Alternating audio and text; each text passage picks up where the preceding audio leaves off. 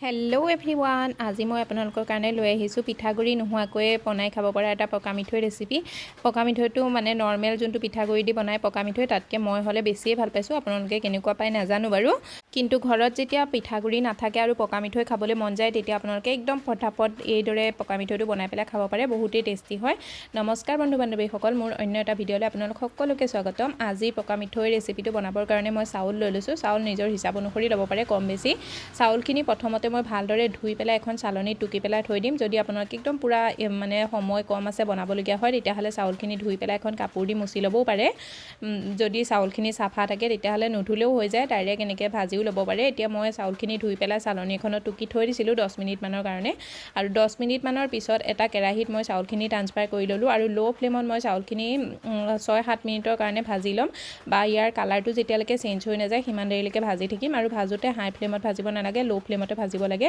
যেতিয়া চাউলৰ কালাৰটো অলপমান সলনি হৈ যায়, তেনেকুৱাতে মই ইয়াত এফাল নাৰিকল এড কৰি দিছোঁ। নাৰিকলটো মই মিক্সিত পিচি লৈছিলোঁ, আপোনালোকে ৰুকিও ল'ব পাৰে বা ভাজা নাৰিকলো ল'ব পাৰে।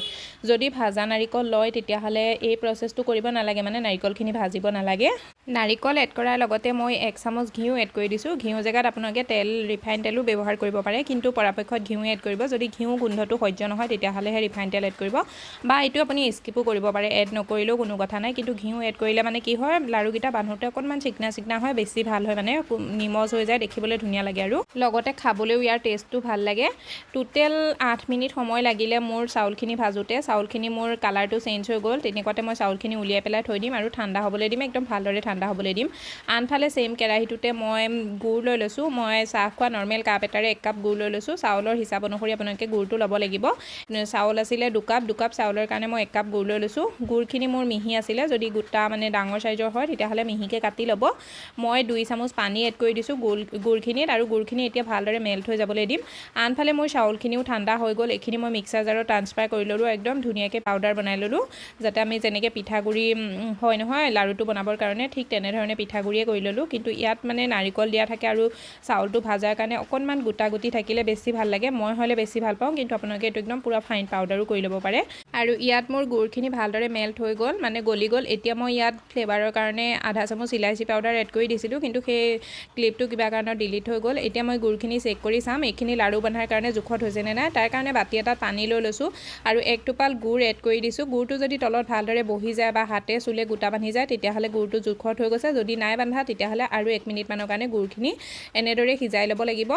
এতিয়া মোৰ গুড়খিনি হৈ গ'ল ৰেডি। ইয়াত মই পিচি থোৱা পাউডাৰখিনি এড কৰি দিলোঁ, মানে যোনখিনি পিঠাগুড়ি হয়, মানে চাউলৰ গুড়ি পিচি ৰাখিছিলোঁ সেইখিনিও এড কৰি দিলোঁ, আৰু ভালদৰে মিলাই ল'ম। কিন্তু এই প্ৰচেছটো কৰোঁতে অকণমান স্পীডত কৰিব লাগে, নৰ্মেল যেনেকৈ আমি পকা মিঠৈ বনালে স্পীড কৰিব লাগে নহয়, ঠিক তেনেধৰণে। কিন্তু ইয়াৰ লাৰুটো বান্ধোতে আমি বহুত বেছি স্পীডত বান্ধিব নালাগে বা গৰমে গৰমে বান্ধিব নালাগে। গুড়খিনি ভালদৰে মিলাই লোৱাৰ পিছত ইয়াত লাৰু বান্ধিব পৰা হৈ গ'ল। হাতত অকণমান ঘিউ সানি ল'লোঁ। ঘিউ সানি ল'লে মানে কি লাৰুটো বেয়া নহয়, কিন্তু পানী সানি ল'লে লাৰুটো বেয়াও হৈ যাব পাৰে। যদি আপোনালোকে কম দিনত শেষ কৰিব বিচাৰে তেতিয়াহ'লে হাতত পানী সানি পেলাই এই লাৰুটো বান্ধিব পাৰে, কিন্তু মই ছাজেষ্ট কৰিম অকণমান ঘিউ সানি ল'ব হাতত। ঘিউ সানি ল'লে লাৰুকেইটা দেখিবলৈও ধুনীয়া হয়, আৰু মানে অলপ দিনলৈ ৰাখিবও পাৰে। নৰ্মেল যেনেদৰে আমি পকা মিঠৈ লাৰু বনাওঁ ঠিক তেনেধৰণে লাৰুখিনি মই বনাই ল'লোঁ। অকণমান ষ্টাফিং হাতত লৈ হাতে গোল কৰি দিলোঁ, বহুত ধুনীয়াকৈ লাৰুকেইটা বান্ধি যায়। আপোনালোকক আজিৰ এই ৰেচিপিটো কেনেকুৱা লাগিছে? যদি ভাল লাগিছে পেজটো ফ'ল' কৰি দিব, লাইক কৰি দিব, আৰু এটা ধুনীয়া কমেণ্ট কৰিবলৈ নাপাহৰিব। লগতে পৰিয়াল বন্ধুবৰ্গলৈ শ্বেয়াৰো কৰি দিব, যাতে তেওঁলোকেও এনেকৈ ইনষ্টেণ্ট পকা মিঠৈ বনাই পেলাই খাব পাৰে। যেতিয়া ঘৰত পিঠাগুড়ি নাথাকে, বহুতেই টেষ্টি হয়। এই ৰেচিপিটো এবাৰ ট্ৰাই কৰি জৰুৰ চাব।